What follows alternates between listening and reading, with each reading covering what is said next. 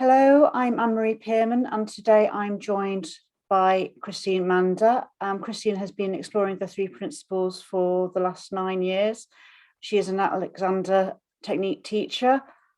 She unfortunately lost her husband to cancer 4 years ago, but she said the three principles helped her to cope with her grief with grace. And hello, Christine, thanks for joining me. Hi. As it's coming up to Easter, we were just having a chat just before I hit record, and Christine mentioned that she had a spiritual experience around about Easter time. Would you like to talk about that? Oh, yes. When I was 20, I was at university, and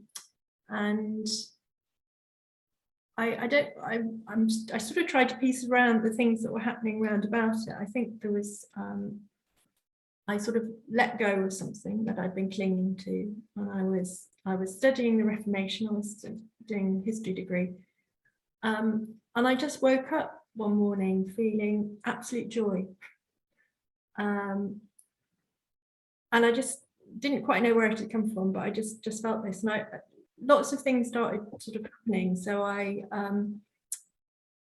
the things that I was reading around the Reformation, some of the religious texts and things from Martin Luther and all those things, they suddenly made sense to me in a way they hadn't before. So the words took on a different meaning, and I had the sort of feeling that I don't, when you're that age, and some people are more interesting than others, and you prefer to be with some than others. And I remember thinking, I love everybody. I really was fascinated by whoever I was with and whoever I was talking to. And there were loads of synchronicities. Things just fell into place, and I had this sort of underlying feeling of, yeah, everything's okay. Everything's going to be okay, and everything's okay. And time stopped sometimes. So I was, would be going to somewhere and really shouldn't have got there in the time that I'd had left, but somehow did. And so all of these things just came together. And I sort of, every morning I thought, oh, it'll have gone, it'll have gone when I wake up. But it lasted, it started around just before Easter, I think. And it carried on probably until I started my finals, when I had to, start thinking about other things and revising.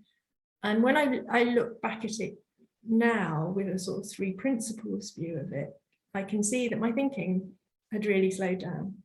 And so as soon as I got into something where I really did need to think, I think, I started to forget. And I'd also, only in the last year or so, I'd realised that the friendships that I'd made, in one particular friendship at college, where we were talking about things that were going on in our heads, what we were really feeling about things, sort of things you don't normally talk to other people about. And we got very close, and we were having those sort of conversations. And I wonder now whether that prepared me to drop a lot of my thinking as well as letting go of the thing that I was clinging to. So yeah, that was my experience at the time, and I think I spent a lot of the rest of my life trying to sort of get it back or understand it, really understand what it was. And also thinking about Easter, I always think of it as a time talking about death, resurrection, and renewal and change. And I was wondering if you could talk about your journey, because I know you were originally a Methodist and then you became a Quaker, and you've got and have the three principles understanding alongside Quakerism as well. I just wondered if you could talk about your journey from Methodist to where you are now. Yeah, well, I was brought up a Methodist, so I didn't have a lot of choice about that. It was, and I love the singing, and I was happy to go. I think as I got older, and after, I'm not sure whether after my experience particularly, but I found there were a lot of things that I wasn't comfortable with. I wasn't really comfortable saying the creed anymore. And things like that. So I I drifted actually after that for quite a while, and I had, you know, a period where I wasn't going to anything, but I was always searching and reading lots of spiritual books and looking for answers, I suppose, and looking to explain, you know, that experience I'd had. And in a lot of the readings that I came across, Quakers would feature, and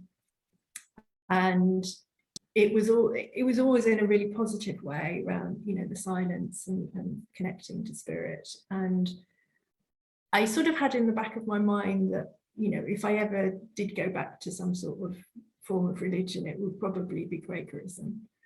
I'd actually been to a Quaker wedding when I was 7, so I knew about it. My cousin married a Quaker, and I remember us being given a little leaflet saying, you know, this is what happens in a Quaker wedding. What you know, don't be frightened if people sit there and don't say anything. You know, so I sort of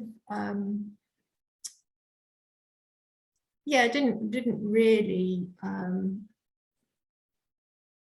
sort of join anything else until I came back to Chester, actually. And I think my husband, bless him, I obviously thought I'd been talking about this for too long and not doing anything about it. And I think it was a Quaker week, and they'd got lots of things on Radio 4 about it. And I'd been away working during the week, and when I came back, my husband said, sit down, I want you to listen to this. It wouldn't have been a podcast then, but it was, you know, a recording that they had of a program. And it was various people talking about Quakerism and what it meant to them. And they also mentioned that there was a Quaker crest on in London on Mondays. And I was working down in London at the time. And so after that, I think the next week I went to the Quaker crest and you know, started listening to that. And I also it was a way to get me into a meeting. I think I'd also actually started doing a meditation class that was in a Quaker meeting house, because I wanted to feel what it was like and see what it was like. But after I'd been to the first Quaker crest, the next week I just went to Chester Meeting House when I was back at home. And Steve came with me for the first week, held my hand, and then that was it. I was on my own. So he didn't come after that. So he was very supportive of whatever I did, but he didn't necessarily want to join me. So yeah, so that's how I came to Quakerism. And then how did you come across the 3 principles? That actually was Amazon, I'm afraid, although I had come across it and hadn't realised it sometime earlier, but Amazon recommended Michael Neill's book to me, The Inside Out Revolution, because it obviously matched some of the other books I'd been reading. So I read that and got interested straight away, and I think I went to the next conference after that, and that's how I got interested. But I had actually read Don't Sweat the Small Stuff some years earlier without realizing that it was actually the same, from the same source. And which Michael Neill book was it that you read? It was The Inside Out Revolution. That was the first one. I have read the others since, but that was the first one I read. And you've spoken to me in the past about how you think there's a lot of commonality between Quakerism and 3 principles. Would you like to expand on that a bit? Yes, yeah. For me, I don't know how much everyone knows about the Quaker meetings, but I know a few people know quite a lot, as the Quakers say. But the meeting is held in silence. And if someone is moved to speak, then there are sort of various tests that you should go through before they stand up and speak. So, you know, is this thing that's coming to me just for me? Is it for the whole meeting? You know, is it something I should share with everyone? And then if those things are, yes, then someone will stand up and share what's going to them, which to me is very much like sharing of insights, sharing of what comes to you from wisdom, from source, God, whatever you choose to call it. And I think the different thing with the Quaker meeting is it's a collective thing, and there are quite a number of times, I'm not sure if others have experienced this, but when you'll be sitting there and something comes to you and you think, I really don't want to stand up and say this, I really don't. And if a couple of times that's happened to me and I haven't said anything, but then someone else will stand up and say something pretty similar to what I was about to say. And there's also interesting ways that people talk about it. Sometimes people say that they get up onto their feet, they don't even know that they've stood up, and sometimes don't even remember what they've said when they've ministered. So I think that that sort of going to your deep inner wisdom, wherever you think it comes from, it to me is part of both of these things. I don't know if you agree with me on that, Marie, but that seems how it seems to me. Yes, it does. And I know with 3 principles, I often say it in the 3 principles, if you get a thought and you keep disregarding it, but that thought keeps coming back, it's because your wisdom is telling you that you need to pay attention. Mm-hmm. And I'm guessing with Quaker meetings, that's probably the same sort of thing. Yes, I think so. I mean, obviously you always have a choice whether to respond to it, but I mean, some people say they don't, and actually I'd say they're just on their feet before they can respond. But yeah. Oops. Sorry, my computer went funny then. Sorry, my dog's sort of licking me manically, trying to get her to calm down. I was going to say something and it's totally gone out of my head. Yes, so Quakerism was originally within Christianity, but I understand from our conversations as well that it's now other religions have their own Quaker meetings. Is that correct? Not specifically that, but that it isn't a requirement to be, a traditional Christian to be a Quaker, and there are non-theist Quakers, so Quakers who don't believe in God. There are Jewish Quakers, I think. I'm not sure. We certainly had one at our meeting, and we haven't at the moment. But I think it's an experiential faith in a way, and it's coming from source. So I don't. Yes. I would say that you don't have to be a Christian. I'm sure there are Christians who in Quakers, but it's I would say that you don't necessarily have to be, or at least in the conventional sense that the other church, other Christian churches would say. I'm looking to see if anybody's disagreeing with me. Everyone's smiling, so I don't think so. That's all right. I always get nervous saying things like that. So, as it's sort of based on Christianity, does it have things in common? Like I know it sort of broke away from, was it Church of England or was it Catholicism it broke away from? I'm not sure actually when Quakerism started, was it? Oh, you're not gonna get me on my history now. I really shall be ashamed. It was from the Church of England, I think, wasn't it? Yes. Yeah. And so do you have things like hymns and prayers and Bible studies and that sort of thing, or is it purely just what comes to you in the meetings?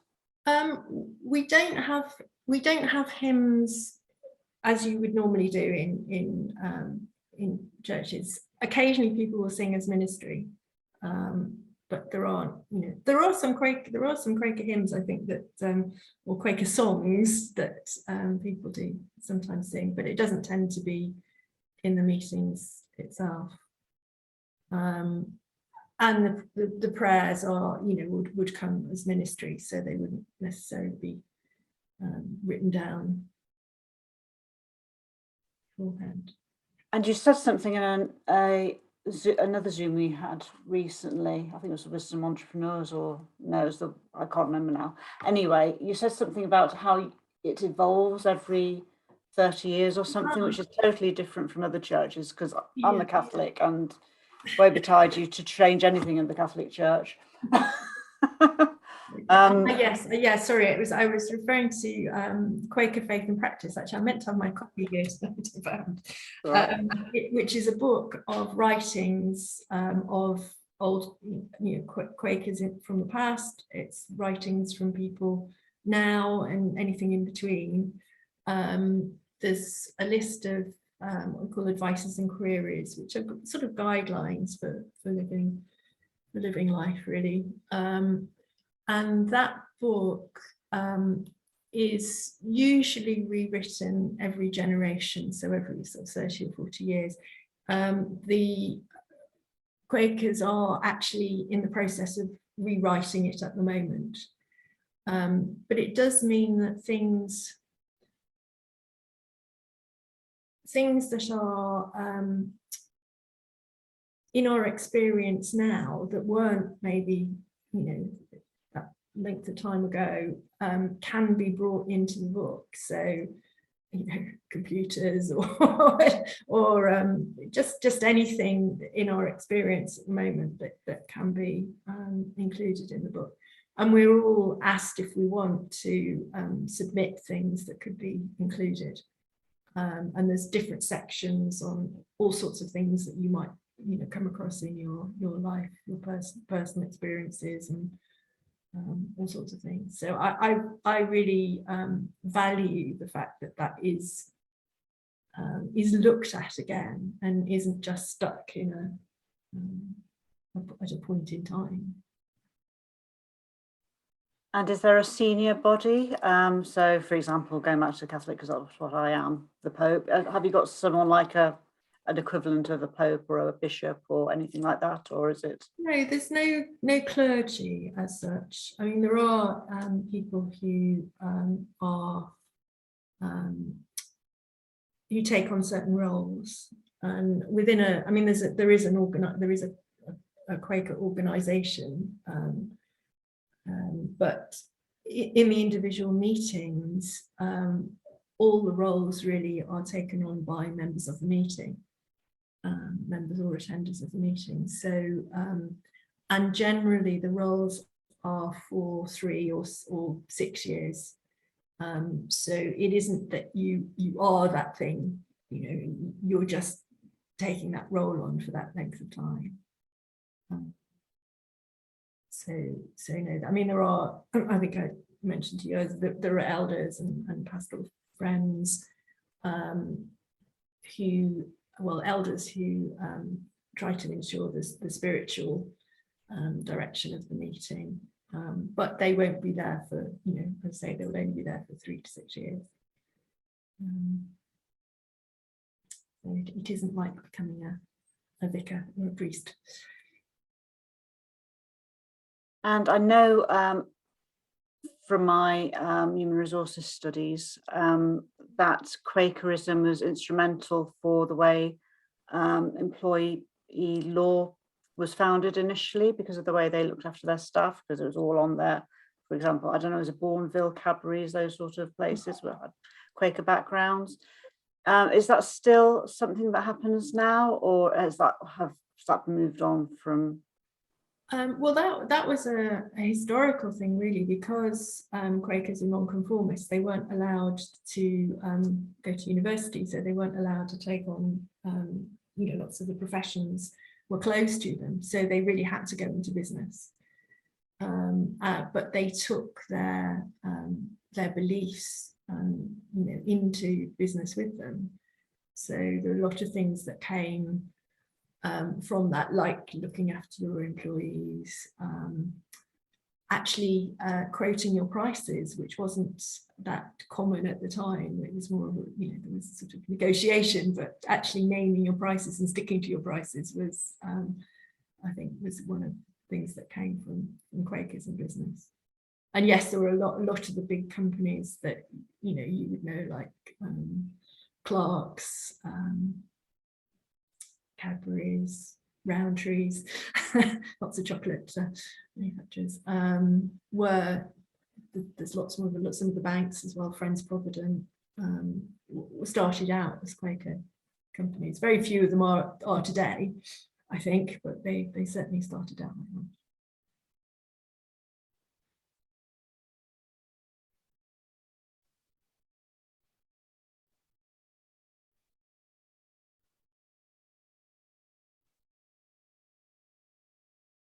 Pete, you got your hand up. Yeah, hiya. I was just wondering, Chris, if you could just paint a picture for me of what a meeting would actually look like, because obviously I've never been to a Quaker meeting or anything. Okay, so well, there's pre-pandemic and post-pandemic. So pre-pandemic, the meeting starts when the first person goes into the room. So there's a room, and it doesn't have to be a consecrated place. Some meetings have their own meeting houses. We do in Chester. Other places will rent somewhere and just use a room. So there's no sort of it doesn't have to be in a specific place. It's a group of people meeting together. So as I say, the meeting starts as soon as the first person goes into the room.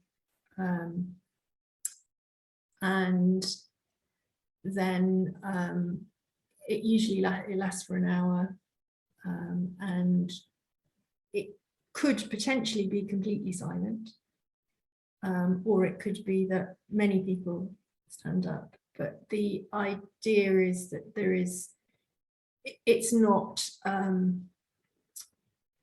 it's not one person responding to another person. It's people standing up and saying what's coming to them. I mean, they may refer back to someone else, but it's not, it's not sort of saying, I agree with you or I don't agree with you, that sort of thing. So there's for that reason, there's usually a good space between any of the ministries. So there should be silence between.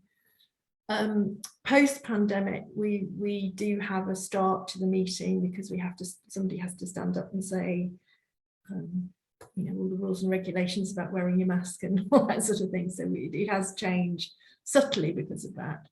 And also we had meetings online during the pandemic as well, which there are divided views over that, but I think the people who did go actually found it as fruitful as being actually physically in a meeting with someone. And if a meeting, if everyone in the room is sort of becomes connected, we have a word for it as a gathered meeting where there is a sort of connection between everyone. And I certainly felt that on some of the online meetings, which I wouldn't have expected to do. So that was really nice. And then, as we've been silent for an hour, at the end of the meeting, the elders will sort of end the meeting, and there's notices and things. And then we talk a lot because we've been quiet for an hour. So we have tea and coffee and chat and things with each other. One of the things that I found really moving and lovely when I first started going to Quaker meetings was the conversations I had after the meeting. Because people, if I'd been to other churches, I think there's a sort of assumption that you go to a church and that, that's it. But there tended to always be a conversation of how did you get here? What's your spiritual journey? Because it's not, if you've not been brought up as a Quaker, it's, there tends to be a story about how you ended up in the Quaker meeting. And I found that really lovely, having those conversations with people, both sharing my experiences and learning about their experiences of how they came there. And quite a few people had been in much more restrictive churches and had had found that they could, like me not being able to say the creed or whatever, they couldn't carry on in that with those restrictions anymore, and so it was sort of like a change in that sense. I hope that makes sense. I was listening to the last Zoom we had, which was to do with bereavement, and you mentioned the song that got played in an unexpected place that connected you to your husband. Okay. Yes. Can you repeat that story? Because I think that's a lovely story. Yes. Well, after Steve died, I went down to London for the first time after he died, and it was very much like a whole new wave of emotion was coming over me, because I suppose you sort of get used to where you are and the the flashbacks and the feelings from being in our house in Chester. But when I went down to London, it was like a whole new raft of feelings coming up, and I was feeling quite emotional. We'd met at college many years ago. We didn't get together then, but we met at college. And one evening we were at a pub in the centre of London. The college was about 20 miles out, and there was a live singer at the pub, and he was singing "Knocking on Heaven's Door," which I love. I love the song "Knocking on Heaven's Door." But we were just about to miss our last train back to college, and I was with Steve, and Steve being much more sensible than I am, dragged me out of the pub and said, "Look, we've really got to go, otherwise we'll not get the train." So I missed the second half of the song. And a few days later, he came in with the single for me. It's a long time ago, so he came in with the single of the song for me. So when I was back in London, I was very near where the pub actually had been, although it's long since been knocked down, just outside Charing Cross Station. And so I was just wandering around thinking, well, I'll I don't know why, I just thought I'll go into this bookshop. It's a sensible enough thing to do, I suppose, just because I was feeling emotional. And as I was walking into the bookshop, there was a busker stood outside, and just as I walked in, he started playing "Knocking on Heaven's Door." And so I was like, "Oh, thank you, you're here." Just like, yeah.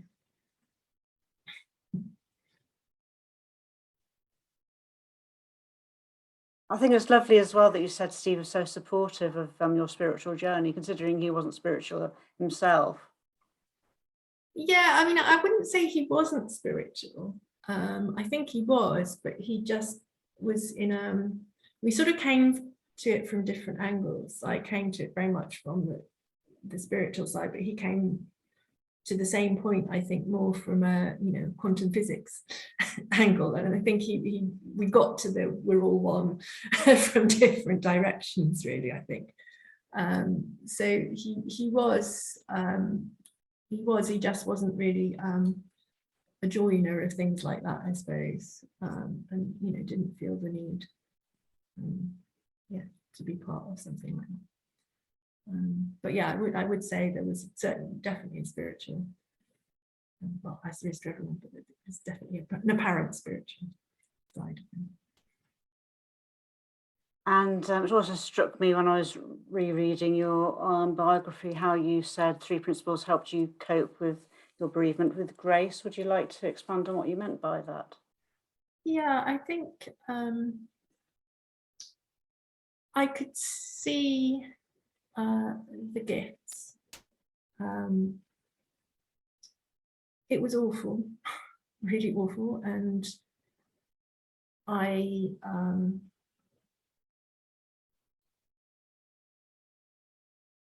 was, there were times when I would just cry, and I'd be really, very emotional, and I'd let myself feel those emotions. So I think the 3 principles side of that is not stuffing it down or bottling it down. I knew that if I let myself feel it, it would go through quicker.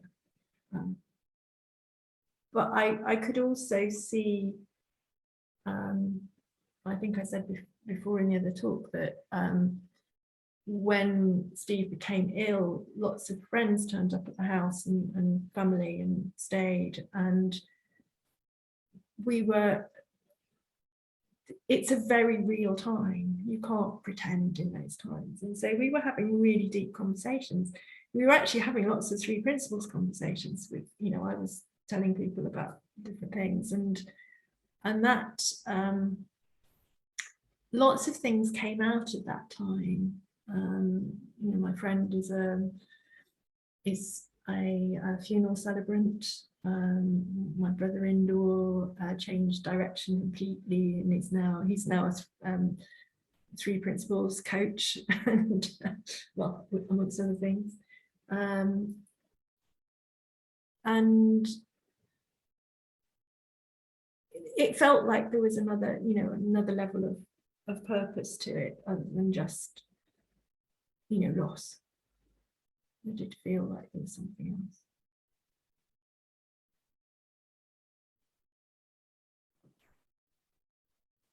Has anybody else got anything they'd like to say to Christine, or any comments or questions for her?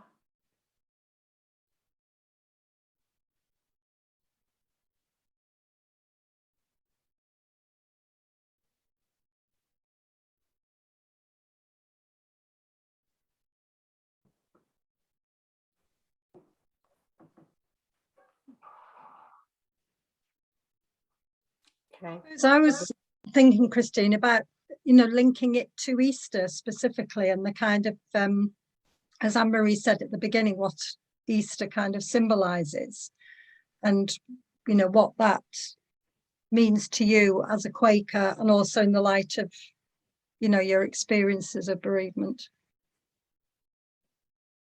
I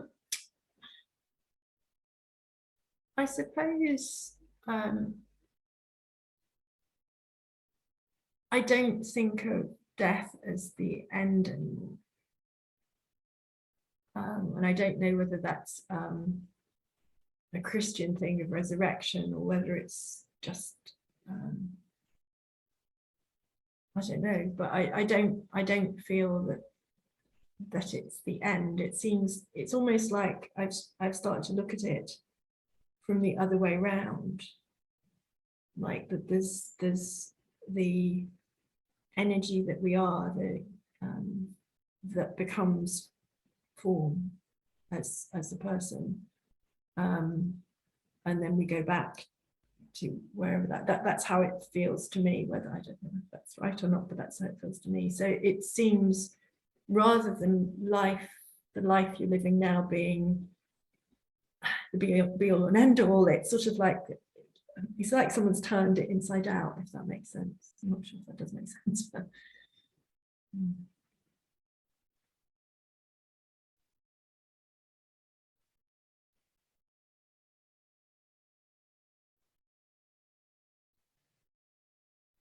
Thank you.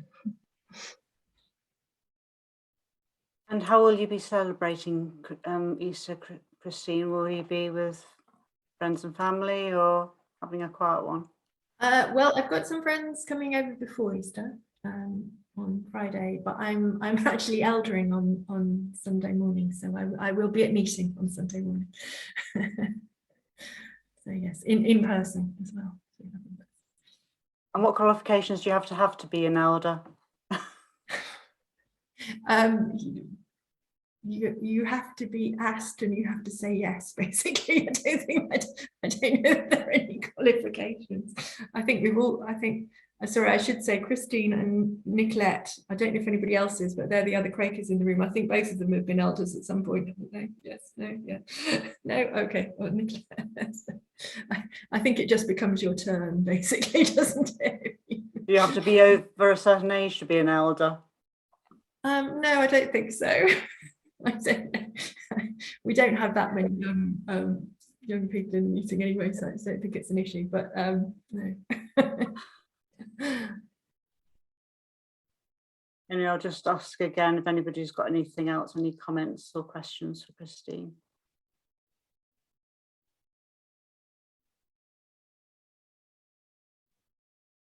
And if not, I'll call a close to it. lovely speaking to you, Christine. Thank you, Anne-Marie, and thank you for people turning up. I wasn't expecting. Your fun club is here. Okay. See you soon. Bye-bye. Bye. Thank you. Bye-bye. Thank you, Chris. Bye. Bye.